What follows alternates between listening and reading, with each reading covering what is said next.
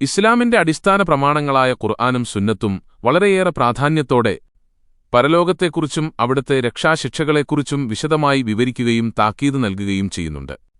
ഒരുപക്ഷേ സ്വർഗ്ഗനരകങ്ങൾ ലഭിക്കാൻ കാരണമാകുന്ന കാര്യങ്ങളെക്കുറിച്ച് പ്രതിപാദിക്കുന്ന മറ്റൊരു ഗ്രന്ഥവും ഇല്ലെന്നു പറയാം. ഏതൊരു ദേഹവും മരണം ആസ്വദിക്കുന്നതാണ്.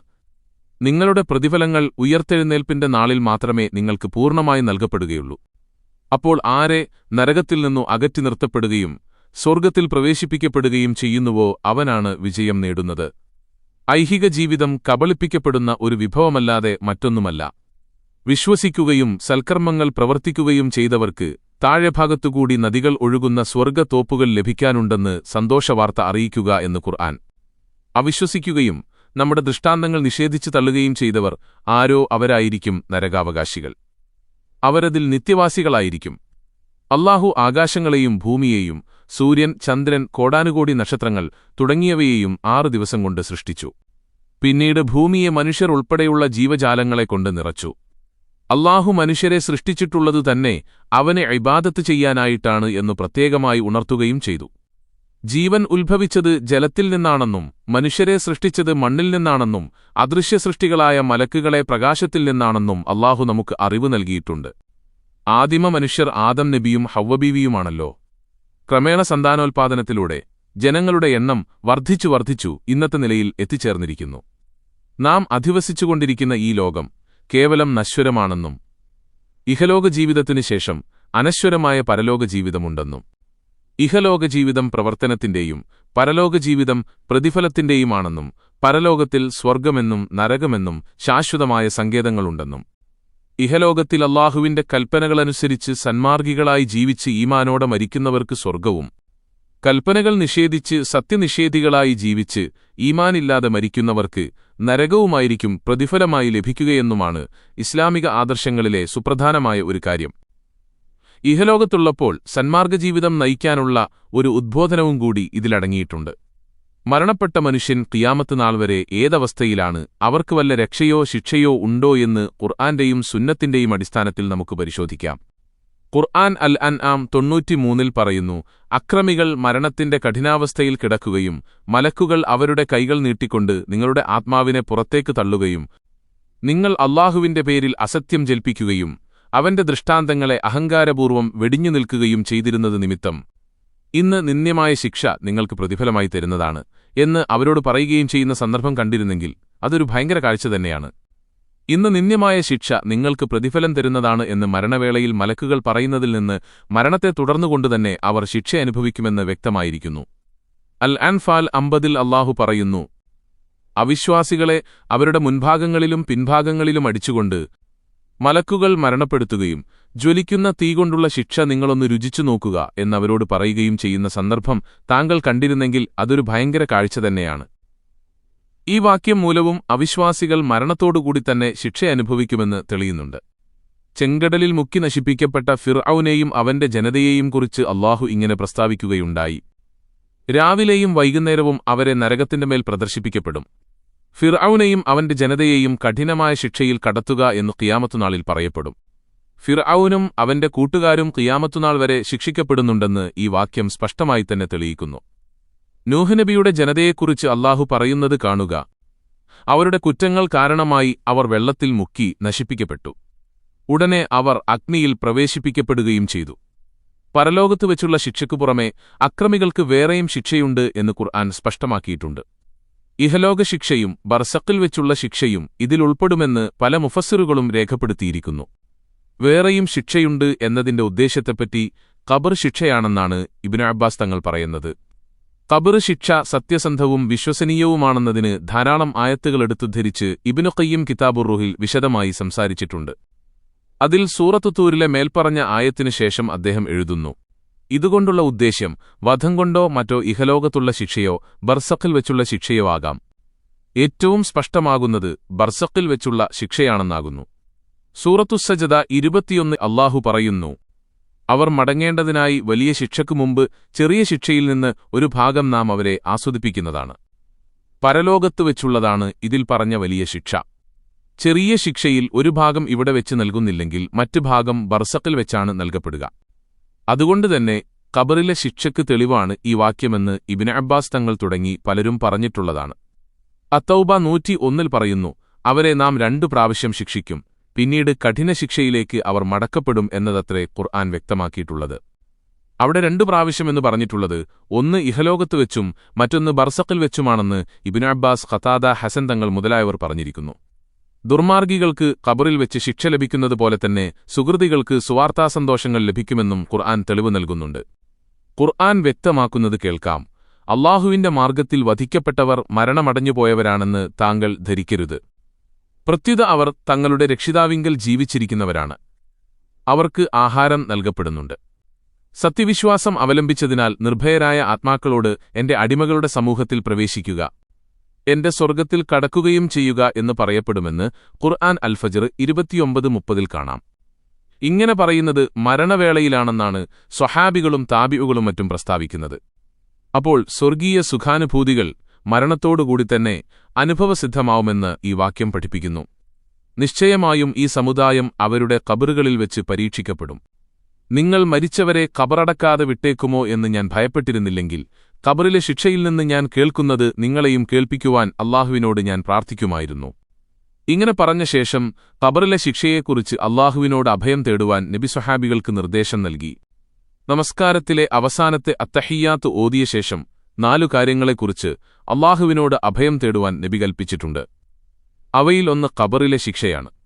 നബി ഒരു ഹദീസിൽ പറയുകയാണ്, ജൂതന്മാർ തങ്ങളുടെ ഖബറുകളിൽ ശിക്ഷിക്കപ്പെടുന്നു. ഇബ്നു അബ്ബാസ് പറയുന്നു, അല്ലാഹുവേ, നിന്നോട് ഞാൻ നരകശിക്ഷയിൽ നിന്നും ഖബറിലെ ശിക്ഷയിൽ നിന്നും ജീവിതത്തിലെയും മരണത്തിലെയും നാശത്തിൽ നിന്നും മസീഹ് ദജ്ജാലിന്റെ നാശത്തിൽ നിന്നും കാവൽ തേടുന്നു എന്ന പ്രാർത്ഥന നബി ഞങ്ങൾക്ക് പഠിപ്പിച്ചു തന്നിരുന്നു. ഖുർആനിലെ ഒരധ്യായം പഠിപ്പിച്ചു തന്നിരുന്നതുപോലെ നബി പ്രസ്താവിക്കുന്നു, നിശ്ചയമായും ഖബറിലുള്ളവർ ശിക്ഷിക്കപ്പെടും. മൃഗങ്ങളെല്ലാം അത് കേൾക്കുന്നതാണ്. ഖബറിൽ വെച്ച് സജ്ജനങ്ങൾക്ക് രക്ഷയും ദുർജനങ്ങൾക്ക് ശിക്ഷയുമുണ്ടെന്ന് വേറെയും പ്രബല ഹദീസുകളിൽ വന്നിട്ടുണ്ട്. മുസ്ലിങ്ങളെല്ലാം നമസ്കാരത്തിൽ അല്ലാഹുവേ, നിശ്ചയമായും ഖബറിലെ ശിക്ഷയിൽ നിന്ന് ഞാൻ നിന്നിൽ അഭയം പ്രാപിക്കുന്നു എന്ന് പ്രാർത്ഥിച്ചുവരുന്നത് നബിയുടെ ആജ്ഞയനുസരിച്ചാണ്. റൂഹാലമുൽ ബർസഖിലും ദേഹം ഖബറിലും ജനിച്ചവരെല്ലാം മരിക്കുന്നതാണ് നമുക്ക് ആവശ്യമായ ലൗഹുൽ മഖ്ഫൂദ് എന്ന ഗ്രന്ഥത്തിൽ രേഖപ്പെടുത്തിയിട്ടുള്ളതനുസരിച്ച് അസ്രായീലും കൂട്ടരും ഒരു നിമിഷം പോലും പിന്തിക്കാനോ മുന്തിക്കാനോ ചെയ്യാതെ റൂഹ് പിടിക്കുക എന്ന തങ്ങളുടെ കർത്തവ്യം പരിപൂർണമായും നിറവേറ്റിക്കൊണ്ടിരിക്കുന്നു. പിന്നെ അവർ ആ റൂഹുകളുമായി ആയിരക്കണക്കിന് വർഷങ്ങൾ അകലെയുള്ള ആകാശത്തേക്കുയർന്നു അല്ലാഹുവിന്റെ തിരുസന്നിധാനത്തിലെത്തുകയും അനന്തരം സത്യവിശ്വാസികളുടെ റൂഹിനെ ആലമുൽ ബർസഖിലെ ഇല്ലിയീൻ എന്ന ഭാഗത്തും നിഷേധികളുടെ റൂഹിനെ സിജ്ജീൻ എന്ന ഭാഗത്തും എത്തിക്കുകയും ചെയ്യുന്നു. ബർസഖിൽ റൂഹ് ശരീരത്തിന്റെ മാധ്യമമില്ലാതെ അവിടെ ലഭിക്കുന്ന സന്തോഷമാണെങ്കിൽ അതും ദുഃഖമാണെങ്കിൽ അതും അനുഭവിച്ചുകൊണ്ട് അന്ത്യനാൾ വരെ സ്ഥിതി ചെയ്യുന്നു. ബർസഖിൽ നിന്ന് ഭൂമിയിലേക്ക് നോക്കുമ്പോൾ അതൊരു ജയിലറ പോലെ കൂടുസ്ഥായി തോന്നുന്നതാണ്. ഇനി ദേഹത്തിന്റെ കാര്യത്തിലാണെങ്കിൽ മയ്യിത്തിന്റെ ഇസ്ലാം അനുശാസിക്കുന്ന തരത്തിൽ കർമ്മങ്ങളെല്ലാം നിറവേറ്റി ഖബർസ്ഥാനിൽ കൊണ്ടുപോയി ഖബറടക്കം ചെയ്യുന്നു. അവിടെ മുൻകർ, നഗീർ എന്നീ മലക്കുകൾ പ്രത്യക്ഷപ്പെട്ടു മയ്യിത്തിനെ ദീനിപരമായ ചില കാര്യങ്ങളെക്കുറിച്ച് ചോദ്യം ചെയ്യുന്നു. ഈമാനോടെ മരിച്ച സത്യവിശ്വാസികൾ ആ ചോദ്യങ്ങൾക്കെല്ലാം ശരിയായ മറുപടി അനായാസം നൽകുന്നു. അതോടെ അവരുടെ ഖബറുകൾ വിശാലവും വെളിച്ചവുമുള്ള പൂങ്കാവനമായിത്തീരുന്നു. എന്നാൽ ഈമാനില്ലാതെ മരിച്ച സത്യനിഷേധിയാണെങ്കിൽ അതിന് മലക്കുകളുടെ ചോദ്യങ്ങൾക്ക് ഉത്തരം പറയാൻ കഴിയില്ല. അതോടെ അവരുടെ ഖബറുകൾ ഇരുളടഞ്ഞതും കൂടുസ്ഥായിത്തീരുകയും അവർ ഖബർ ശിക്ഷകൾക്കു വിധേയമായിത്തീരുകയും ചെയ്യുന്നു. അങ്ങനെ ആ ശരീരങ്ങൾ ഖിയാമത്ത് നാൾ വരെ ഖബറുകളിൽ സ്ഥിതി ചെയ്യുന്നു. ഖബറിലെ ശിക്ഷ. ആയിഷ ബീവി നിവേദനം. നബിതങ്ങളൊരു യഹൂദി സ്ത്രീയുടെ ഖബറിനരികിലൂടെ നടന്നുപോയി. അവളുടെ കുടുംബങ്ങൾ അവളെ ചൊല്ലി കരയുന്നുണ്ടായിരുന്നു. നബിതങ്ങൾ അരുളി, അവർ അവളെ ചൊല്ലിക്കരയുന്നു, അവളാകട്ടെ ഖബറിൽ ശിക്ഷ അനുഭവിച്ചുകൊണ്ടിരിക്കുകയാണ് എന്ന് ഹദീസുകളിൽ കാണാം. അസ്മാ ബീവി നിവേദനം. ഒരിക്കൽ നബിതങ്ങൾ പ്രസംഗിച്ചുകൊണ്ട് എഴുന്നേറ്റു നിന്നു. അങ്ങനെ മനുഷ്യൻ അനുഭവിക്കേണ്ടതായ ഖബർ ശിക്ഷയെക്കുറിച്ച് അനുസ്മരിപ്പിച്ചു. ഇത് കേട്ടപ്പോൾ ജനങ്ങളടക്കം ഉച്ചത്തിൽ നിലവിളിച്ചിരുന്നു. ആയിഷ ബീവി നിവേദനം. നബിതങ്ങൾ ഇപ്രകാരം പ്രാർത്ഥിക്കുമായിരുന്നു: അല്ലാഹുവേ, ആലസ്യം, വാർദ്ധക്യത്തിന്റെ പാരമ്യത്തിലുണ്ടാകുന്ന അവസ്ഥ, പാപകൃത്യങ്ങൾ, കടബാധ്യത, ഖബറിലെ ശിക്ഷ, നരകശിക്ഷ, ധനത്തിൽ നിന്നുണ്ടാകുന്ന പരീക്ഷണം, ദാരിദ്ര്യത്തിൽ നിന്നുണ്ടാകുന്ന പരീക്ഷണം, ലോകത്ത് ചുറ്റിനടക്കുന്ന ദജ്ജാലിന്റെ പരീക്ഷണങ്ങൾ എന്നിവയിൽ നിന്ന് രക്ഷ നേടുവാനായി ഞാനിതാ നിന്നെ അഭയം പ്രാപിക്കുന്നു. ഇങ്ങനെ നബിതങ്ങൾ പ്രാർത്ഥിച്ചിരുന്നു. ഒരാൾ മരണപ്പെട്ടാൽ സ്വർഗ്ഗത്തിലോ നരകത്തിലോ തനിക്കുള്ള പ്രത്യേക സ്ഥാനം രാവിലെയും വൈകിട്ടും അവന് പ്രദർശിപ്പിക്കപ്പെടും. ഇതാണ് നിന്റെ ഇരിപ്പിടം എന്നവനോട് പറയപ്പെടുകയും ചെയ്യും. മുസ്ലിമിനോട് ഖബറിൽ വെച്ച് ചോദിക്കപ്പെടുമ്പോൾ അല്ലാഹുവല്ലാതെ ഇലാഹില്ലെന്നും മുഹമ്മദ് അല്ലാഹുവിന്റെ ദൂതനാണെന്നും അവൻ സാക്ഷ്യപ്പെടുത്തും. സത്യവിശ്വാസികളെ സ്ഥിരപ്പെട്ട വാക്കും മൂലം അല്ലാഹു ഇഹത്തിലും പരത്തിലും ഉറപ്പിച്ചു നിർത്തും. ഖുർആൻ വാക്യം അതാണ് പഠിപ്പിക്കുന്നത് എന്ന് നബിതങ്ങൾ വിശദീകരിച്ചിരിക്കുന്നു. കപടവിശ്വാസികളോട് ഖബറിൽ വെച്ച് നബിതങ്ങളെക്കുറിച്ച് ചോദിക്കുമെന്നും അപ്പോൾ എനിക്കറിയില്ല എന്നവർ മറുപടി പറയുമെന്നും തൽസമയം ഇരുമ്പുദണ്ടുകൊണ്ട് അവനെ അടിക്കുമെന്നും തുടർന്ന് അവൻ ഭയങ്കരമായി ശബ്ദിക്കുമെന്നും അതിനടുത്തുള്ള മനുഷ്യരും ജിന്നുകളുമല്ലാത്തവരെല്ലാം അത് കേൾക്കുമെന്നും നബിതങ്ങൾ പ്രസ്താവിച്ചിരിക്കുന്നു. ഖബറിൽ വെച്ച് ചോദ്യം ചെയ്യുന്നതും അടിക്കുന്നതും 2 മലക്കുകളാണ്. ഒരു മലക്കിന്റെ നാമം മുൻകർ എന്നും മറ്റേ മലക്കിന്റെ നാമം നഗീർ എന്നുമാണ്. മരണാനന്തര ജീവിതം കേവലമൊരു നിദ്രാവസ്ഥയാണെന്ന് പറയുന്നത് ശരിയല്ല. റൂഹിന് ദേഹവുമായി 5 നിലയിലുള്ള ബന്ധമാണുള്ളത്. മാതാവിന്റെ ഗർഭാശയത്തിൽ ഭ്രൂണമായിരുന്നപ്പോൾ ഉണ്ടായിരുന്ന ബന്ധം, മാതാവിന്റെ ഉദരത്തിൽ നിന്ന് പുറത്തുവന്ന ശേഷമുള്ള ബന്ധം, നിദ്രാവസ്ഥയിലുള്ള ബന്ധം. ആ സമയത്ത് റൂഹ് ദേഹത്തിൽ ഒരു നിലയിൽ വേർപ്പെടുകയും മറ്റൊരു നിലയിൽ ദേഹത്തോട് ബന്ധപ്പെട്ടു നിൽക്കുകയും ചെയ്യുന്നു. ബർസക്കിലുള്ള ബന്ധം, അവിടെ ദേഹത്തിൽ നിന്ന് വേർപ്പെട്ടിട്ടുണ്ടെങ്കിലും അതിനെ തീരെ വിട്ടുകൊണ്ട് പൂർണ്ണമായി വേർപ്പെട്ടിട്ടില്ല. ശരീരങ്ങളെ ഉയിർത്തെഴുന്നേൽപ്പിക്കപ്പെടുമ്പോഴുള്ള ബന്ധം, അതാണ് ഏറ്റവും പൂർണ്ണമായ ബന്ധം. നബിതങ്ങൾ പറഞ്ഞു, അല്ലാഹു ഒരു മനുഷ്യനെ ഒരു പ്രത്യേക സ്ഥലത്ത് വെച്ച് മരിപ്പിക്കാനുദ്ദേശിച്ചാൽ അയാൾക്ക് അവിടെ പോകേണ്ട ഒരാവശ്യമുണ്ടാക്കിക്കൊടുക്കും. അങ്ങനെ അയാൾ സ്വയം അവിടെ ആ സമയത്തെത്തുമെന്നർത്ഥം. മരണവേപ്രാളം സത്യമായിക്കൊണ്ടുവരുന്നതാകുന്നു. ഏതൊന്നിൽ നിന്ന് നീ ഒഴിഞ്ഞു മാറിക്കൊണ്ടിരുന്നുവോ അതത്രേ ഇത്. ഖുർആൻ ഈ വചനത്തിൽ മരണവേപ്രാളം എന്നതിന് ഖുർആൻ പ്രയോഗിച്ചത് സക്രാത്തുൽ മൗത്ത് എന്നാണ്. മരിക്കുന്നവൻ ചുറ്റുമുള്ളതെല്ലാം മറന്നു മരിക്കുന്ന ലഹരിയിൽ ആയിരിക്കുമെന്നർത്ഥം. മറ്റൊരിടത്ത് ഖുർആൻ പറയുന്നു, അല്ല, പ്രാണൻ തൊണ്ടക്കുഴിയിലെത്തുകയും മന്ത്രിക്കാൻ ആരുണ്ട് എന്ന് പറയപ്പെടുകയും അത് തന്റെ വേർപാടാണെന്ന് അവൻ വിചാരിക്കുകയും കണങ്കാൽമേൽ കൂട്ടിപ്പിണയുകയും ചെയ്താൽ. നബിതങ്ങൾ പറഞ്ഞു, മരണവേപ്രാളം വന്നെത്തുന്നതുവരെ ഒരു അടിമയുടെ പശ്ചാത്താപം അല്ലാഹു സ്വീകരിക്കും. കണ്ണുകൾ ആത്മാവിനെ പിന്തുടരും. മരണമടഞ്ഞ വ്യക്തി കണ്ണുകൾ തുറന്ന് ദൂരേക്ക് നോക്കുന്നതുപോലെ കിടക്കുന്നത് കാണാം. തന്റെ ആത്മാവിനെയും കൊണ്ടുപോകുന്ന മലക്കുകളെ വീക്ഷിക്കുകയാണവൻ. ഉമ്മുസലമ ബീവി പറയുന്നു, അബൂസലമയുടെ അടുക്കൽ അദ്ദേഹം മരിച്ചപ്പോൾ നബിതങ്ങൾ വരുകയുണ്ടായി. ആ സമയം അബൂസലമയുടെ കണ്ണുകൾ പുറത്തേക്ക് തള്ളി നിൽക്കുന്നുണ്ടായിരുന്നു. നബി തിരുമേനി ആ കണ്ണുകൾ അടക്കുകയുണ്ടായി. എന്നിട്ട് പറഞ്ഞു, ആത്മാവ് പിടിക്കപ്പെട്ടാൽ കണ്ണുകൾ അതിനെ പിന്തുടരും. മരണനിമിഷവും ശൈത്വാനും ഇബ്ലീസിന്റെയും അവന്റെ സൈന്യത്തിന്റെയും ഏറ്റവും വലിയ ജീവിതാഭിലാഷം ആദമിന്റെ സന്തതികളെ മുഴുവൻ വഴിപിഴപ്പിക്കുകയും സത്യനിഷേധിയോ ബഹുദൈവാരാധകനോ ബിദത്തുകാരനോ ഒക്കെയായി മരിപ്പിക്കുകയുമാണ്. അത് അവൻ അല്ലാഹുവിനോട് ചെയ്ത പ്രതിജ്ഞയുമാണു. അല്ലാഹു പറയുന്നു, തീർച്ചയായും പിശാച് നിങ്ങളുടെ ശത്രുവാകുന്നു. അവന് നിങ്ങൾ ശത്രുവായി തന്നെ കാണുക. തീർച്ചയായും അവൻ തന്റെ ആൾക്കാരെ ക്ഷണിക്കുന്നത് നരകാവകാശികളുടെ കൂട്ടത്തിലായിരിക്കാൻ വേണ്ടി മാത്രമാണു. അപ്പോൾ മനുഷ്യരെ നരകാവകാശിയായി മരിപ്പിക്കാൻ അവനും കൂട്ടരുമാവുന്ന പണിയൊക്കെ മരണസമയത്ത് പ്രത്യേകിച്ച് ചെയ്യും.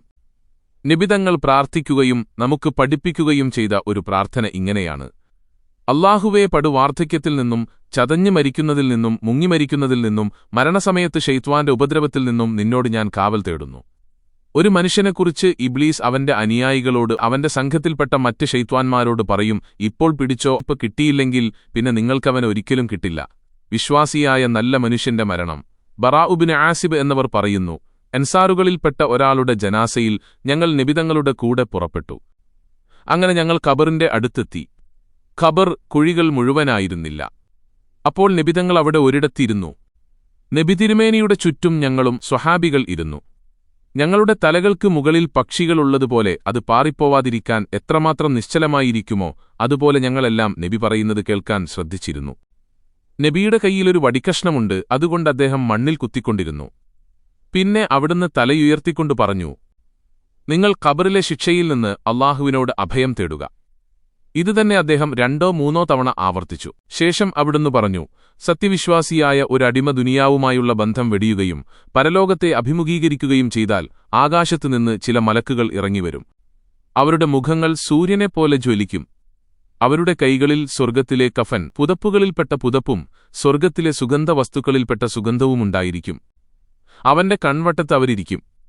മരണത്തിന്റെ മലക്ക് അവന്റെ തലയുടെ അടുത്തിരിക്കും. എന്നിട്ട് ആ മലക്ക് പറയും, പരിശുദ്ധാത്മാവേ, അല്ലാഹുവിൽ നിന്നുള്ള പാപമോചനത്തിലേക്കും അവന്റെ സംതൃപ്തിയിലേക്കും പുറപ്പെട്ടുകൊള്ളുക. നബിതങ്ങൾ പറഞ്ഞു, അപ്പോൾ അത് പുറപ്പെടും. അങ്ങനെ ഒരു പാത്രത്തിന്റെ വായ്ഭാഗത്തുനിന്ന് വെള്ളത്തുള്ളി ഒലിക്കുന്നതുപോലെ വളരെ ലളിതമായി അതൊഴുകും.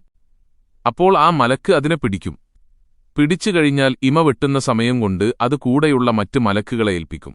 അതിനെ അവർ കൊണ്ടുവന്ന സ്വർഗ്ഗത്തിലെ കഫൻ പുതപ്പിൽ സ്വർഗീയ സുഗന്ധങ്ങളോടുകൂടി വയ്ക്കും. ഭൂമിയിൽ വെച്ചുള്ള ഏറ്റവും ഉയർന്ന കസ്തൂരിയുടെ മണം അപ്പോൾ അതിൽ നിന്നും പുറത്തുവരും. അങ്ങനെ ആ ആത്മാവുമായി അവർ ആകാശത്തേക്ക് കയറും. അവിടെ വഴിയിലുള്ള മലക്കുകളുടെ ഓരോ സംഘവും പരിശുദ്ധാത്മാവ് എന്ന് ചോദിക്കുന്നു. ഈ ലോകത്ത് അദ്ദേഹം അറിയപ്പെട്ടതിൽ വെച്ച് ഏറ്റവും നല്ല പേരുകൊണ്ട് അവർക്ക് പരിചയപ്പെടുത്തിക്കൊടുക്കും. അങ്ങനെ അവർ ഏറ്റവും അടിയിലെ ആകാശത്ത്, ഒന്നാനാകാശത്ത് എത്തും. അത് അദ്ദേഹത്തിനു വേണ്ടി തുറക്കാനാവശ്യപ്പെടുകയും അത് തുറക്കപ്പെടുകയും ചെയ്യും. തുടർന്ന് ഓരോ ആകാശത്തേക്കും അവർ അദ്ദേഹത്തെ കൊണ്ടുപോകും. അങ്ങനെ 7-ാം ആകാശത്തെത്തും. എന്റെ അടിമയുടെ രേഖകൾ ഇല്ലീയീനിൽ എഴുതുക. അവനെ ഭൂമിയിലേക്ക് അവന്റെ ഖബറിലെ ശരീരത്തിലേക്ക് മടക്കുക. അങ്ങനെ അവന്റെ അടുക്കൽ 2 മലക്കുകൾ വരും. എന്നിട്ടവനെ ഇരുത്തും. അവർ രണ്ടുപേരും ചോദിക്കും, നിന്റെ റബ്ബ് ആര്? അവൻ പറയും, അല്ലാഹു. മലക്കുകൾ ചോദിക്കും, നിന്റെ ദീൻ ഏത്? അവൻ പറയും, ഇസ്ലാം. മലക്കുകൾ, നിങ്ങളിൽ അയക്കപ്പെട്ട ഈ മനുഷ്യൻ ആരു? അവൻ, അല്ലാഹുവിന്റെ റസൂൽ. മലക്കുകൾ, അത് നിനക്കെങ്ങനെ അറിയാം? അവൻ, ഞാൻ അല്ലാഹുവിന്റെ ഗ്രന്ഥം പഠിച്ചു, അതിൽ വിശ്വസിച്ചു, അതിനെ സത്യപ്പെടുത്തി. അപ്പോൾ ആകാശത്തുനിന്ന് വിളിച്ചു പറയപ്പെടും, എന്റെ അടിമ പറഞ്ഞത് സത്യമാണോ? അവനെ സ്വർഗ്ഗവിരിപ്പിൽ കിടത്തുക. സ്വർഗ്ഗത്തിലേക്കുള്ള ഒരു വാതിൽ അവന് തുറന്നുകൊടുക്കുകയും ചെയ്യുക. നബിതങ്ങൾ സ്വഹാബികളോട് തുടർന്നു പറഞ്ഞു, അപ്പോൾ അതിന്റെ സ്വർഗ്ഗത്തിന്റെ സുഗന്ധം അവൻ അനുഭവപ്പെടുകയും അവന്റെ ഖബർ വിശാലമാക്കപ്പെടുകയും ചെയ്യും. സുന്ദരനായ മനോഹര വസ്ത്രം ധരിച്ച സുഗന്ധമുള്ളൊരു വ്യക്തി അവന്റെ അടുക്കൽ വന്നു പറയും, നിനക്ക് മംഗളം. അപ്പോൾ മരിച്ചയാൾ ചോദിക്കും, നീ ആരാണോ? ആഗതൻ, ഞാൻ നിന്റെ ജീവിതകാലത്തെ സൽക്കർമ്മങ്ങളാകുന്നു. അപ്പോൾ അവൻ പറയും, അല്ലാഹുവേ, അന്ത്യനാൾ പെട്ടെന്നാകട്ടെ, എനിക്ക് എന്റെ കുടുംബത്തിലേക്കും സമ്പത്തിലേക്കും മടങ്ങാമായിരുന്നു. നല്ല മനുഷ്യന്റെ മരണത്തെക്കുറിച്ച് പറഞ്ഞുകൊടുത്ത അതേ ഹദീസിൽ ശേഷം ഹദീസിന്റെ 2-ാം പകുതിയിൽ ചിത്തമനുഷ്യൻ, ദുർവൃത്തനായ മനുഷ്യന്റെ മരണത്തെക്കുറിച്ചും സ്വഹാബികൾക്ക് നബിതങ്ങൾ വിവരിച്ചു കൊടുക്കുന്നുണ്ട്. നബി തുടരുന്നു, അവിശ്വാസിയായ ഒരു അടിമ ഇഹലോകവുമായുള്ള ബന്ധം വെടിയുകയും പരലോകത്തെ അഭിമുഖീകരിക്കാൻ തുടങ്ങുകയും ചെയ്താൽ കറുത്തിരുണ്ട ഭീകരരൂപികൾ മുഖമുള്ള കുറെ മലക്കുകൾ അവന്റെ അടുക്കൽ ഇറങ്ങിവരും. അവരുടെ കയ്യിലാകട്ടെ നരകത്തിൽ നിന്നുള്ള പരുക്കൻ കമ്പിളിയുമുണ്ടാകും. അവർ ഈ മനുഷ്യന്റെ കൺമുമ്പിൽ വന്നിരിക്കും. ശേഷം മരണത്തിന്റെ മലക്ക് വന്ന് അവന്റെ തലഭാഗത്തിരിക്കും. മ്ലേച്ഛനായ ആത്മാവെ, അല്ലാഹുവിന്റെ വെറുപ്പിലേക്കും കോപത്തിലേക്കും നീ ഇറങ്ങിവരിക. ഇത് കേട്ടാൽ ഭയം കൊണ്ട് ആ ആത്മാവ് ശരീരത്തിനുള്ളിലേക്ക് വലിയും. എന്നാൽ മലക്കുകൾ അതിനെ പിടിക്കും. നനഞ്ഞ പഞ്ഞിക്കെട്ടിൽ കൂടി മുള്ളുകളുള്ള കോലത്തുമ്പുകളുള്ള ദണ്ട് വലിച്ചെടുക്കുന്നതുപോലെ വേദനിപ്പിച്ചും പ്രയാസപ്പെടുത്തിയും ആ ആത്മാവിനെ വലിച്ചെടുക്കും. പിന്നെ പെട്ടെന്ന് തന്നെ അതുകൂടെയുള്ള മറ്റു മലക്കുകൾക്ക് കൈമാറുകയും അവർ അവരുടെ കയ്യിലുള്ള പരുക്കൻ കമ്പിളിയിൽ വെക്കുകയും ചെയ്യും. അപ്പോൾ അതിൽ നിന്ന് ശവം ചീഞ്ഞളിഞ്ഞതുപോലുള്ള ദുർഗന്ധം പുറത്തുവന്നുകൊണ്ടിരിക്കും. അതുമായി അവർ ആകാശത്തേക്ക് കയറിപ്പോകും. ഓരോ സംഘം മലക്കുകളുടെ അടുത്തുകൂടി പോകുമ്പോഴും അവർ ചോദിക്കും, ഏതാണ് മ്ലേച്ഛനായ ദുർഗന്ധമുള്ള ആത്മാവ്? അവർ പറയും, അത് ഇന്ന വ്യക്തിയാണു.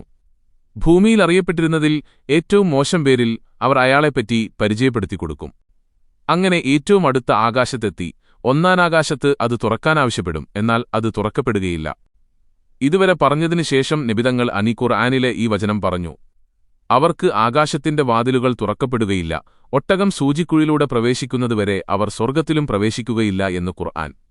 ശേഷം നബി വീണ്ടും തുടർന്നു, അല്ലാഹു പറയും, അവന്റെ രേഖകൾ ഭൂമിയുടെ ഏറ്റവും അടിത്തട്ടിലുള്ള സിജ്ജീനിൽ എഴുതുക. ഇത് കേൾക്കേണ്ട താമസം മലക്കുകൾ ആത്മാവിനെ ഭൂമിയിലേക്ക് വലിച്ചെറിയും. അങ്ങനെ ആ ആത്മാവ് ശരീരത്തിലേക്ക് ഖബറിൽ തന്നെ മടക്കപ്പെടും. അപ്പോൾ അവന്റെ അടുക്കൽ 2 മലക്കുകൾ വരും. അവനെ എഴുന്നേൽപ്പിച്ചിരുത്തി അവനോട് മലക്കുകൾ, നിന്റെ റബ്ബ് ആരു? അവൻ, ആഹ്, എനിക്കറിഞ്ഞുകൂടാ. മലക്കുകൾ, നിന്റെ മതം ഏതാണു? അവൻ, ആഹ്, എനിക്കറിഞ്ഞുകൂടാ. മലക്കുകൾ, നിങ്ങളിൽ അയക്കപ്പെട്ട ഈ മനുഷ്യനാരു? അവൻ, ആഹ്, എനിക്കറിയില്ല. അപ്പോൾ ആകാശത്തുനിന്ന് വിളിച്ചു പറയപ്പെടും, കളവാണവൻ പറയുന്നത്. അവനു നരകത്തിന്റെ ഒരു വിരിപ്പ് കൊടുക്കുക, നരകത്തിൽ നിന്നൊരു വാതിലും തുറന്നുകൊടുക്കുക. അപ്പോൾ നരകത്തിലെ ചൂടും മറ്റ് അനുഭവങ്ങളും അവന്റെ ഖബറിൽ വ്യാപിക്കുകയായി. വാരിയെല്ലുകൾ പരസ്പരം കോർക്കുമാറു അവന്റെ ഖബറിടുങ്ങും. ശേഷം വിരൂപനായ വൃത്തികെട്ട വസ്ത്രം ധരിച്ച ദുർഗന്ധമുള്ള ഒരാൾ അദ്ദേഹത്തിന്റെ അടുക്കൽ വരും. അവൻ പറയും, നിന്റെ നാശമറിയിക്കാൻ വന്നവനാണു ഞാൻ. നിന്നോട് മുന്നറിയിപ്പ് നൽകപ്പെട്ട ആ ദിവസമാണിത്. ഖബറാളി, അവലക്ഷണം പിടിച്ച മുഖമുള്ള ആരാണു നീ? അയാൾ, ഭൂമിയിൽ നീ ചെയ്ത നിന്റെ ദുഷ്കർമ്മങ്ങൾ. അപ്പോഴവൻ, നാഥ, ആ ഖിയാമത്ത് നാൾ വരാതിരിക്കട്ടെ എന്നു പറയും. സത്യനിഷേധികളുടെ ആത്മാക്കളെ മലക്കുകൾ പിടിക്കുന്ന രംഗം എങ്ങാനും നീ കണ്ടിരുന്നെങ്കിൽ ഇങ്ങനെ പറയും, കഠിനമായ നരകശിക്ഷ അനുഭവിച്ചുകൊള്ളുക എന്ന്. സൂക്ഷിച്ച് ജീവിച്ചവർക്ക് ഇപ്രകാരമാണു അല്ലാഹു പ്രതിഫലം നൽകുന്നത്. അവരുടെ ആത്മാക്കളെ പരിശുദ്ധാവസ്ഥയിൽ മലക്കുകൾ ഏറ്റെടുക്കും. മലക്കുകൾ പറയും, നിങ്ങൾക്ക് സമാധാനം, രക്ഷ, നിങ്ങളുടെ പ്രവർത്തനഫലമായി നിങ്ങൾ സ്വർഗ്ഗത്തിൽ പ്രവേശിച്ചുകൊള്ളുക എന്ന്. ഓ ശാന്തനായ, സമാധാനമടഞ്ഞ ആത്മാവേ, നിന്റെ റബ്ബിലേക്ക് മടങ്ങിക്കൊള്ളുക. സ്വയം തൃപ്തനായും അല്ലാഹുവിന്റെ തൃപ്തി നേടിയവനായും എന്റെ നല്ല അടിമകളുടെ കൂട്ടത്തിലാവുക. എന്റെ സ്വർഗ്ഗത്തിൽ പ്രവേശിക്കുകയും ചെയ്യുക എന്ന് ഖുർആൻ. ഖബറിന്റെ ഇടുക്കലും ഞെരുക്കലും. മരണശേഷം ഖബറിൽ വെച്ചുകഴിഞ്ഞാൽ ആ വ്യക്തിയെ ഖബർ ഒന്ന് ഞെരുക്കും. ഈ ഞെരുക്കൽ മരണപ്പെട്ട എല്ലാവർക്കുമുള്ളതാണു, വിശ്വാസികൾക്കുമുണ്ട്. അല്ലാഹുവിന് വളരെ ഇഷ്ടപ്പെട്ട സ്വഹാബിയായ സഅദ് ബിൻ മുആദിനു പോലും ഈ അനുഭവമുണ്ടായി എന്ന് നബിതങ്ങൾ പറഞ്ഞു. നല്ല ആത്മാവാണെങ്കിൽ ഈയൊരു ഞെരുക്കലിനു ശേഷം ഖബർ പിന്നീട് വിശാലമാകും. എന്നാൽ ചിത്ത ആത്മാവാണെങ്കിൽ ഈ ഞെരുക്കം ഉയിർത്തെഴുന്നേൽപ്പ് നാൾ വരെ അനുഭവിക്കും. നബിതങ്ങൾ പറഞ്ഞു, മയ്യിത്ത് മറവ് ചെയ്തു കഴിഞ്ഞാൽ മറ്റൊരു ഹദീസിൽ ആളുകൾ പിരിഞ്ഞുപോയി അവരുടെ ചെരുപ്പിന്റെ ശബ്ദം നിലച്ചാൽ അവന്റെ അടുക്കൽ കറുത്ത രൂപമുള്ള നീല കണ്ണുകളുള്ള 2 മലക്കുകൾ വരും. അവരിൽ ഒരാൾ മുൻകറും മറ്റേയാൾ നഗീറും ആണു. അവർ രണ്ടുപേരും അവനോട് ചോദിക്കും, ഈ മനുഷ്യനെപ്പറ്റി നീ എന്താണു പറഞ്ഞിരുന്നത്? അവൻ പറയും, അദ്ദേഹം അല്ലാഹുവിന്റെ അടിമയും റസൂലുമാകുന്നു. അല്ലാഹു ഒഴികെ ആരാധനയില്ലെന്നും മുഹമ്മദ് അവന്റെ അടിമയും റസൂലുമാണെന്ന് ഞാനിതാ സാക്ഷ്യപ്പെടുത്തുന്നു.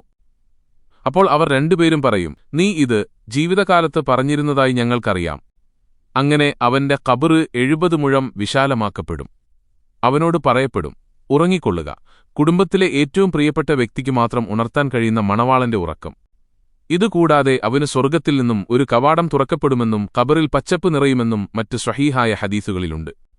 അങ്ങനെ ഉയിർത്തെഴുന്നേൽപ്പ് നാൾ വരെ ഈ സുഖാനുഭവത്തിൽ സമാധാനമായി അവൻ ഉറങ്ങും. ഇനി അവൻ കപടവിശ്വാസിയാണെങ്കിൽ മുകളിലെ ചോദ്യങ്ങൾക്ക് അവൻ പറയും, ആളുകൾ ചിലതൊക്കെ പറയുന്നത് ഞാൻ കേട്ടിരുന്നു, അതുപോലെ ഞാനും പറഞ്ഞു, അല്ലാതെ എനിക്കൊന്നും അറിയില്ല.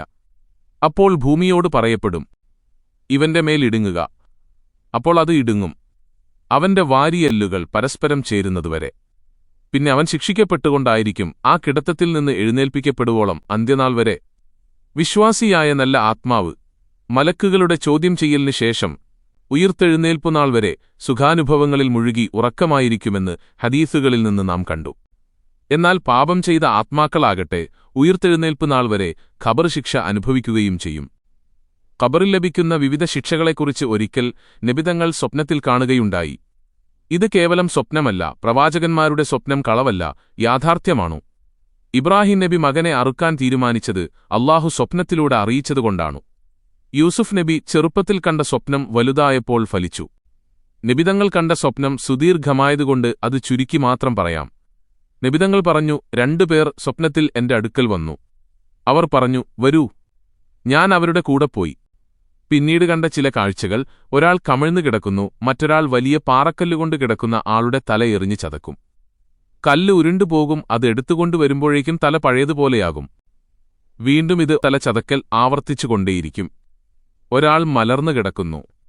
മറ്റൊരാൾ കൊളുത്തുകളുള്ള ഒരു കമ്പിയുമായി കിടക്കുന്ന വ്യക്തിയുടെ മുഖത്തിന്റെ ഒരു ഭാഗം പിരടി മുതൽ മൂക്കുവരെ കൊളുത്തിക്കീറുന്നു. ശേഷം മുഖത്തിന്റെ മറ്റേ ഭാഗത്തും ഇത് ആവർത്തിക്കുന്നു. അപ്പോഴേക്കും മുഖത്തിന്റെ ആദ്യം ചെയ്ത ഭാഗം സാധാരണ പോലെയായി മാറിയിരിക്കും. അപ്പോൾ ആ ഭാഗം വീണ്ടും കൊളുത്തിക്കീറും. അങ്ങനെ മുഖത്തിന്റെ 2 ഭാഗങ്ങളിലും ഇത് ആവർത്തിച്ചുകൊണ്ടിരിക്കും. പിന്നെ കണ്ടതൊരു തീച്ചുളയാണു. നബി അതിലേക്ക് നോക്കിയപ്പോൾ നഗ്നരായ കുറെ സ്ത്രീകളെയും പുരുഷന്മാരെയും കണ്ടു. അവരുടെ അടിഭാഗത്തുനിന്ന് തീ ആളിക്കെത്തുമ്പോൾ അവർ ഉറക്കെ നിലവിളിക്കുന്നു. പിന്നെയും കുറെ നടന്നപ്പോൾ ഒരു രക്തപ്പുഴ കണ്ടു. അതിലൂടെ ഒരാൾ നീന്തുന്നു. ആ പുഴയുടെ തീരത്ത് ഒരാൾ കുറെ കല്ലുകളുമായി നിൽക്കുന്നു. ഓരോ തവണയും പുഴയിലെ വ്യക്തി നീന്തി കരയിലെത്തുമ്പോൾ കരയിലെ വ്യക്തി അയാളുടെ വായിലേക്ക് കല്ലെടുത്തെറിയുന്നു. അപ്പോൾ അയാൾ പുഴയിലേക്ക് തന്നെ തിരിച്ചുപോകും. ഈ പ്രവൃത്തി തുടർന്നുകൊണ്ടേയിരിക്കുന്നു. വിരൂപനായൊരു വ്യക്തി തീ കത്തിക്കുകയും അതിനു ചുറ്റും ഓടുകയും ചെയ്യുന്നു. പിന്നെയും നടന്നപ്പോൾ നിറയെ പൂക്കളുള്ള മനോഹരമായൊരു തോട്ടം കണ്ടു. അതിന്റെ നടുവിൽ വളരെ ഉയരമുള്ള ഒരു മനുഷ്യൻ, അദ്ദേഹത്തിനു ചുറ്റും കുറേ കുട്ടികളും. പിന്നെ നടന്നപ്പോൾ ഒരു വലിയ നഗരത്തിലെത്തി. അത് നിർമ്മിക്കപ്പെട്ടിരിക്കുന്നത് സ്വർണവും വെള്ളികൊണ്ടുമുള്ള ഇഷ്ടികകൾ കൊണ്ടാണു. അവിടെ കുറേ ആളുകളുണ്ട്. അവരുടെയെല്ലാം ശരീരത്തിന്റെ പകുതി ഭാഗം വളരെ സുന്ദരവും ബാക്കി പകുതി വളരെ വിരൂപവുമാണു. നബിയുടെ കൂടെയുള്ള 2 പേർ അവരോട് തൊട്ടടുത്തുള്ള പുഴയിൽ മുങ്ങിവരാൻ പറഞ്ഞു. അങ്ങനെ മുങ്ങിവന്നപ്പോൾ ശരീരത്തിന്റെ മുഴുവൻ ഭാഗവും സുന്ദരമായി മാറി. മുകളിൽ പറഞ്ഞ ഓരോ കാഴ്ചകൾ കാണുമ്പോഴും നബി കൂടെയുള്ള 2 പേരോട് അതിനെക്കുറിച്ച് ചോദിച്ചുകൊണ്ടിരുന്നു. എന്നാൽ അവർ ഉടനെ മറുപടി പറഞ്ഞില്ല. ഈ കാഴ്ചയുടെയെല്ലാം അവസാനം അവർ നബിയോട് ഇതിന്റെയെല്ലാം പൊരുൾ ഇപ്രകാരം പറഞ്ഞുകൊടുത്തു: താങ്കൾ ആദ്യം കണ്ട കല്ലുകൊണ്ട് തല ചതഞ്ഞ് ശിക്ഷിക്കപ്പെടുന്ന മനുഷ്യൻ ഖുർആൻ ലഭിച്ചിട്ടും അതിനെ വിലവെക്കാതെ തള്ളിക്കളയുകയും നിർബന്ധ നമസ്കാരം പോലും നിർവഹിക്കാതെ കിടന്നുറങ്ങുകയും ചെയ്തവനാണു. ഖുർആൻ ലഭിച്ച ഇയാൾ മുസ്ലിമായിരുന്നെന്ന് ഊഹിക്കാം. സുബ്ഹിയും ഇശാഉമൊക്കെ നമസ്കരിക്കാതെ കിടന്നുറങ്ങുന്നവർ ഓർക്കുക. കവിൾ കമ്പികൊണ്ട് വലിച്ചു കീറപ്പെടുന്ന മനുഷ്യൻ നേരം വെളുത്ത് രാത്രിയാവുന്നതുവരെ കളവുകൾ മാത്രം പറഞ്ഞു നടന്നവൻ പെരും നുണയൻ ആണു. ചുളയിൽ കത്തിക്കപ്പെടുന്ന നഗ്നരായ സ്ത്രീപുരുഷന്മാർ വ്യഭിചാരികളാണു. രക്തപ്പുഴയിൽ നീന്തുകയും കല്ലു വിഴുങ്ങുകയും ചെയ്തവൻ പലിശ മുതൽ തിന്നവനാണ്. തീ കത്തിക്കുകയും അതിനു ചുറ്റും ഓടുന്ന വിരൂപനായ വ്യക്തി നരകത്തിന്റെ കാവൽക്കാരൻ മാലിക് ആണു. തോട്ടത്തിന്റെ നടുവിലുള്ള ഉയരമുള്ള മനുഷ്യൻ ഇബ്രാഹിം നബിയാണു. ചുറ്റുമുള്ള കുട്ടികൾ ശുദ്ധപ്രകൃതിയിൽ ചെറുപ്രായത്തിൽ മരിച്ച കുട്ടികളാണു. ശരീരം പകുതി സുന്ദരവും പകുതി വിരൂപമായവർ സൽക്കർമ്മങ്ങളും ദുഷ്കർമ്മങ്ങളും ഇടകലർത്തി ചെയ്തവരാണു. അങ്ങനെ അല്ലാഹു അവരുടെ പാപങ്ങൾ പുറത്തുകൊടുത്ത് അവരെ ശുദ്ധീകരിച്ചു. ഖബർ ശിക്ഷയെക്കുറിച്ച് ഇമാം നവവി തങ്ങൾ പറഞ്ഞു: അറിഞ്ഞുകൊള്ളുക, അഹ്ലുസുന്നത്തിന്റെ അഭിപ്രായം ഖബർ ശിക്ഷയുണ്ട് എന്നു തന്നെയാണു. കിതാബിന്റെയും ഖുർആൻ സുന്നത്തിന്റെയും ഹദീസ് തെളിവുകൾ അതിനുണ്ട്. അല്ലാഹു ഫിർഔനിനെയും അവന്റെ ആളുകളെക്കുറിച്ചും പറഞ്ഞു: നരകം അത് രാവിലെയും വൈകുന്നേരവും അവർക്ക് കാണിക്കപ്പെടും. നബിതങ്ങളിൽ നിന്ന് ധാരാളം സഹാബികൾ വഴി റിപ്പോർട്ട് ചെയ്യപ്പെട്ട സ്വഹീഹായ ഹദീസുകളും അതിന് തെളിവായുണ്ട്. വിവിധ സന്ദർഭങ്ങളിലായി അത് റിപ്പോർട്ട് ചെയ്യപ്പെട്ടിരിക്കുന്നു. ശരീരത്തിന്റെ ഒരു ഭാഗത്തിനു അല്ലാഹു ജീവൻ നൽകുകയും എന്നിട്ടതിനെ ശിക്ഷിക്കുകയും ചെയ്യുമെന്നതിനെ ബുദ്ധി നിഷേധിക്കുന്നില്ല. ശറഇൽ അത് സ്ഥിരപ്പെടുകയും ചെയ്തിരിക്കുന്നു. അതിനാൽ അത് സ്വീകരിക്കലും വിശ്വസിക്കലും നിർബന്ധമാണു. മയ്യിത്ത് ഖബറടക്കിയിട്ടില്ലെങ്കിലോ? ഇമാം നവവി തുടരുന്നു: കാട്ടുമൃഗങ്ങളോ കടൽമീനോ അതുപോലെയുള്ള ജന്തുക്കൾ ഭക്ഷിച്ചാലോ മറ്റോ മയ്യിത്തിന്റെ രൂപം കേടുവന്നാലും ഖബറിലെ ശിക്ഷയിൽ നിന്നും അത് ഒഴിവാകുകയില്ല. ഇതുപോലെ നമ്മുടെ നാട്ടിൽ കാണുന്ന സാധാരണ രീതിയായ കത്തിച്ചുകളയൽ, ഇങ്ങനെ എന്തു ചെയ്താലും അവൻ ഖബറിലെ രക്ഷാശിക്ഷകൾ അനുഭവിക്കും. മഅ്ശരിലേക്കതിനെ അല്ലാഹു കൊണ്ടുവരുന്നതുപോലെ അവനിതും കഴിയുമല്ലോ. അതിന്റെ ഏതെങ്കിലും ഭാഗം ജന്തുക്കളോ മത്സ്യങ്ങളോ തിന്നാലും മയ്യിത്തിന്റെ രൂപത്തിന് മാറ്റം സംഭവിച്ചിട്ടില്ലല്ലോ എന്ന ചോദ്യം. അദ്ദേഹം തുടർന്നു പറയുന്നു: ഇനി ഇങ്ങനെ ചോദിക്കപ്പെടാം, മയ്യിത്തിനെ നാം ഖബറിൽ മറവ് ചെയ്ത രൂപത്തിൽ തന്നെയാണല്ലോ കാണപ്പെടുന്നത്. അപ്പോൾ എങ്ങനെയാണ് ചോദ്യം ചെയ്യപ്പെടുന്നതും ഇരുത്തപ്പെടുന്നതും ഇരുമ്പുദണ്ടുകൾ കൊണ്ടടിക്കപ്പെടുന്നതും അതിന്മേൽ അതിന്റെ അടയാളങ്ങളൊന്നും കാണപ്പെടുന്നില്ലല്ലോ? അതിനുള്ള ഉത്തരമിതാണു: ഇതൊന്നും ഖബർ ശിക്ഷയെ നിഷേധിക്കാൻ പോന്ന തെളിവുകളല്ല. സാധാരണ നിലയിൽ തന്നെ ഇങ്ങനെയുള്ള കാര്യങ്ങൾ സംഭവിക്കുന്നുണ്ടല്ലോ. ഉറങ്ങുന്നവൻ ആനന്ദങ്ങളും വിഷമങ്ങളും സ്വപ്നത്തിൽ അനുഭവിക്കുന്നു. അവന്റെ അടുത്തിരിക്കുന്ന നമുക്ക് അതനുഭവപ്പെടുന്നില്ല. ഇനി ഉണർന്നിരിക്കുന്നവനും താൻ ചിന്തിക്കുന്ന പല വിഷയങ്ങളിലും ആനന്ദങ്ങളും വിഷമങ്ങളും അനുഭവിക്കുന്നു. എന്നാൽ അതും അവന്റെ അടുത്തിരിക്കുന്നവനറിയുന്നില്ല. ഈ രൂപത്തിലായിരുന്നല്ലോ ജിബ്രീൽ നബി തങ്ങൾക്ക് വഹ്യി എത്തിച്ചിരുന്നത്. സദസ്യർ അതൊന്നും അറിഞ്ഞിരുന്നില്ല. ഇതൊക്കെ വളരെ വ്യക്തമാണല്ലോ. മുകളിൽ പറഞ്ഞതുപോലെ തന്നെയാണ് വേദനയുടെ കാര്യവും. ഒരാൾ തലവേദനയോ വയറുവേദനയോ അവയുടെ കാഠിന്യം എന്നിവ ചുറ്റിലുമുള്ളവർക്ക് അറിയാനും അനുഭവിക്കാനും പറ്റില്ലല്ലോ. ഇതുപോലെ ഖബറിലുള്ളവന്റെ വേദനകൾ ഖബർ തുറന്നു നോക്കിയാലും അറിയാൻ പറ്റില്ല. അത്ഭുതകരമായൊരു ചരിത്ര സംഭവം അബ്ദുൽ മലിക് ഇബ്നു മർവാൻ തങ്ങൾ പറയുന്നു: ഒരു ചെറുപ്പക്കാരൻ പൊട്ടിക്കരഞ്ഞുകൊണ്ട് എന്റെ മുന്നിലേക്ക് വന്നു. എന്നിട്ട് പറഞ്ഞു: എനിക്ക് തൗബയുണ്ടോ തങ്ങളെ? അബ്ദുൽ മലിക് ഇബ്നു മർവാൻ ചോദിച്ചു: നിന്റെ പാപമെന്താണു? ആ ചെറുപ്പക്കാരൻ പറയുന്നു: തങ്ങളെ, എല്ലാ ദിവസവും ഞാൻ പൊട്ടിക്കരഞ്ഞുകൊണ്ട് ഞാൻ പടച്ചവനോട് ദുആ ചെയ്തിരുന്നു. അല്ലാഹുവേ, ഖബറിന്റെ അത്ഭുതങ്ങളെ, ഖബറിന്റെ അകത്തടക്കിയിരിക്കുന്ന മയ്യിത്തുകളുടെ അത്ഭുതങ്ങളെ നീ ഒരുപാട് പേർക്ക് കാണിച്ചുകൊടുത്തല്ലോ അല്ലാ. നിന്റെ മഹാന്മാർക്കും ആരിഫീങ്ങൾക്കും മാത്രം കാണിച്ചുകൊടുത്ത അല്ലാ, എനിക്കൊന്ന് കാണണമല്ലാ. ഞാൻ അടക്കിയിരിക്കുന്ന ഖബറുകളെ തുറന്നു നോക്കാൻ പോകുകയാണ്. അബ്ദുൽ മലിക് ഇബ്നു മർവാൻ തങ്ങളോട് ആ ചെറുപ്പക്കാരൻ പറയാണ്: ഞാൻ ദുആ ചെയ്തിട്ട് ആ ഖബർ തുറക്കാൻ പോയി. തങ്ങളെ എത്രയോ നാളുകൾ കൊണ്ട് ദുആ ചെയ്തതാ, അതിനു പകരം എനിക്കെന്റെ പടച്ചവൻ കാണിച്ചു തന്നു തങ്ങളെ. ഞാൻ ഒന്നാമത്തെ ഖബറിന്റെ അടുത്ത് പോയി തങ്ങളെ, എന്നിട്ടവിടെ ഇരുന്നു. ഞാൻ ദുആ ചെയ്തു, എന്നിട്ട് മണ്ണ് വെട്ടിക്കൊണ്ട് മണ്ണ് മാറ്റി. തങ്ങളെ, എന്നിട്ട് ഞാൻ ആ ഖബർ തുറന്നു നോക്കിയപ്പോൾ ആ മയ്യിത്തിനെ കിബലയുടെ ഭാഗത്തുനിന്ന് മുഖം വലിച്ചു മാറ്റപ്പെട്ടിരിക്കുകയാണ്. ആ വേദന അസഹ്യമായി ബുദ്ധിമുട്ടിച്ചുകൊണ്ടിരിക്കുകയാണ്. അയാൾ ഖബറിന്റെ അകത്തുനിന്ന് പൊട്ടിക്കരഞ്ഞുകൊണ്ടിരിക്കുകയാണ്. ഞാൻ എന്റെ കൈകൊണ്ട് ആ മയ്യിത്തിന്റെ തല കിബ്ലയിലേക്ക് തിരിച്ചുവെച്ചപ്പോൾ വീണ്ടും ആരോ വലിച്ചു മാറ്റുന്ന പോലെ ആ തല വീണ്ടും തിരിച്ചുവെക്കുകയാണ്. ഞാൻ അവിടുന്ന് പൊട്ടിക്കരഞ്ഞുകൊണ്ട്, റബ്ബേ, ഈ മനുഷ്യൻ എന്ത് തെറ്റ് ചെയ്തിട്ടാണ് ഇങ്ങനെയായത്? ആ സമയത്ത് എന്റെ മനസ്സിൽ ആരോ പറയുന്ന പോലെ ഒരു വിളിയാളം മുഴങ്ങിക്കേട്ടു, തങ്ങളെ, ഇവൻ നിസ്കാരത്തെ നിസ്സാരമാക്കിയിരുന്നുവെന്നാണ്. ബാങ്ക് കേട്ടാൽ നിസ്കരിക്കില്ല. പല ദുനിയാവിന്റെ കാര്യങ്ങൾക്കു വേണ്ടിയാണ് അവൻ നടക്കുന്നത്. നിസ്കരിക്കുമെങ്കിലും ഒരുപാട് വൈകിയാണ് നിസ്കരിക്കുക. ആ നിസ്കാരത്തെ എന്നും നിസ്സാരമാക്കുന്നവനാണ്. പിന്നെ പോയി തങ്ങളെ രണ്ടാമത്തെ ഖബറിലേക്ക്. ആ രണ്ടാമത്തെ ഖബർ ഞാൻ തുറന്നപ്പോൾ ഭൂമിയുടെ ഒട്ടിക്കിടക്കുന്ന ഒരു മനുഷ്യനെയാണ് കണ്ടത്. നരകത്തിന്റെ പൊള്ളുന്ന ആണികൊണ്ട് വന്നിട്ട് ആ മനുഷ്യന്റെ തലയിലേക്ക് സബാനീയത്തിന്റെ മലക്കുകൾ അടിച്ചു താഴ്ത്തുന്നതായി കണ്ടു തങ്ങളെ. അത് എന്തിനുള്ള ശിക്ഷയാണെന്ന് മനസ്സിൽ ചിന്തിച്ചപ്പോൾ മൂത്രമൊഴിച്ചു നല്ലപോലെ ശുദ്ധിയാക്കാത്തവർക്കുള്ള ശിക്ഷയാണ്. ഞാൻ മൂന്നാമത്തെ ഖബർ തുറന്നു നോക്കുമ്പോൾ ആ ഖബർ തീകൊണ്ട് നിറച്ചിരിക്കുകയാണ്. എന്തിനാണങ്ങനെ തീകൊണ്ട് നിറച്ചതെന്നു മനസ്സിന്റെ അകത്തു തോന്നൽ വരികയാണ്. നിസ്കാരത്തെ നിസ്സാരമാക്കിയവനല്ല, നിസ്കാരത്തെ ഉപേക്ഷിച്ചവനാണ്. നാലാമത്തെ ഖബർ ഞാൻ തുറന്നു നോക്കുമ്പോൾ കിബലയുടെ ഭാഗത്തുനിന്ന് തല തിരിച്ചിരിക്കുകയാണ്. പക്ഷെ അവിടെ കിടക്കുന്നത് മനുഷ്യനല്ല, പുഴുത്തുനാറി ദുർഗന്ധം പുറത്തുവരുന്ന പന്നിയാണ്. എന്തിനാണ് ഈ ശിക്ഷ എന്ന് മനസ്സിൽ തോന്നുകയാണ്. ഇത് കള്ളുകുടിച്ചയാളാണ്. അഞ്ചാമത്തെ ഖബർ ഞാൻ തുറന്നു നോക്കുമ്പോൾ ആ ഖബറിൽ പ്രകാശമാണ്. ആ ഖബറിൽ സ്വർഗത്തിന്റെ വിരിപ്പാണ്. ആ ഖബറിൽ സ്വർഗത്തിന്റെ പരിമളമാണ്. തങ്ങളെ, ഞാൻ ആ ഖബർ കണ്ടപ്പോൾ അവിടെ കിടക്കാൻ ഞാൻ കൊതിച്ചുപോയതാണ്. അത് ആർക്കാണ് എന്ന് ചിന്തിച്ചപ്പോൾ എന്റെ മനസ്സിന്റെ അകത്തു അല്ലാഹു തന്ന മറുപടി എന്താണ് എന്നറിയുമോ? അതൊരു ചെറുപ്പക്കാരനാണ്. പൊട്ടിക്കരഞ്ഞുകൊണ്ട് പടച്ചോൻ സുജൂദ് ചെയ്ത ചെറുപ്പക്കാരനാണ്. അല്ലാഹുവിന്റെ കാരുണ്യം കൊണ്ട് നമ്മുടെ പരലോക ജീവിതം വിജയകരമാക്കി തരട്ടെ. ആമീൻ യാ റബ്ബൽ ആലമീൻ. വീഡിയോ ഇഷ്ടമായെങ്കിൽ ലൈക്ക് ചെയ്യാനും ഷെയർ ചെയ്യാനും മറക്കരുത്. നിങ്ങളുടെ വിലയേറിയ അഭിപ്രായങ്ങൾ രേഖപ്പെടുത്തുക. ചാനൽ സബ്സ്ക്രൈബ് ചെയ്യാനും പുതിയ വീഡിയോകളുടെ നോട്ടിഫിക്കേഷനായി ബെല്ലൈക്കൺ അമർത്താനും മറക്കരുത്.